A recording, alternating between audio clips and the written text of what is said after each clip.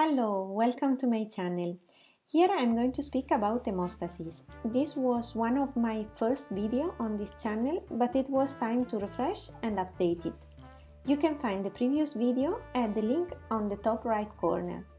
It was based on the old nomenclature of extrinsic and intrinsic pathway of coagulation, while this is the same video but with the cell-based model. We start here on the left, where we have the endothelium of the vessel, which is covered by a glycocalyx, a complex network of negatively charged macromolecules. If a vascular injury occurs, the first response is intense vasoconstriction to divert blood away from the injury. Primary hemostasis refers to the platelet adhesions mediated by von Willebrand factor and subsequent release reaction and aggregation to form a plug, while secondary hemostasis refers to the coagulation cascade, which ends with the deposition of insoluble fibrin to form a mesh that incorporates and stabilizes the platelet plug. The most important activator of the coagulation cascade is the tissue factor, which is highly expressed in extravascular tissue and becomes exposed on vascular damage.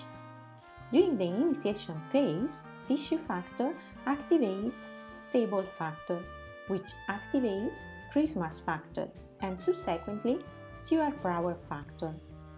This factor, together with label factor, converts prothrombin into thrombin, which converts fibrinogen into fibrin.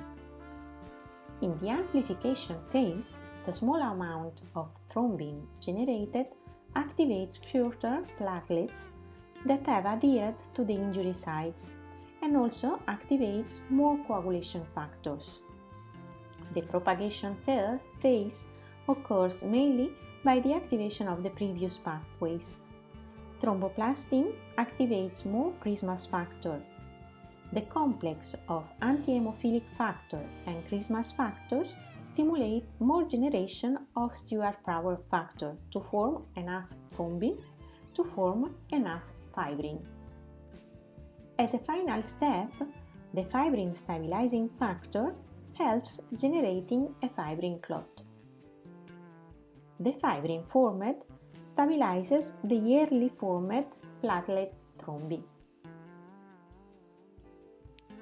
Mechanism of anticoagulation prevents the spread of coagulation to an unaffected area and helps to retain the clot formation at the injury site.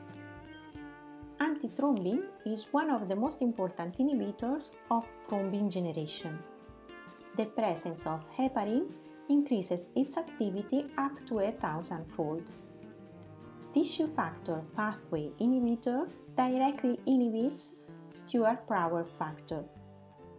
Thrombin itself initiates anticoagulation by activating thrombomodulin, which enables the activation of protein C and S, which in turn inactivates anti-hemophilic factor and label factor. The final step of the process is the conversion of plasminogen into plasmin. This is mainly achieved by the tissue plasminogen activator or TPA. In presence of fibrin, TPA increases plasmin generation more than twofold, and plasmin cuts the fibrin clot.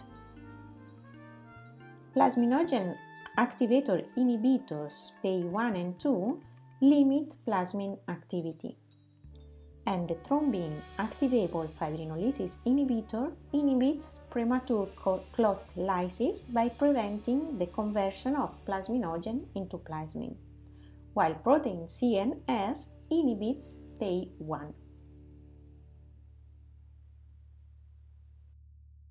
And that's all. I hope that it was clear. See you next time.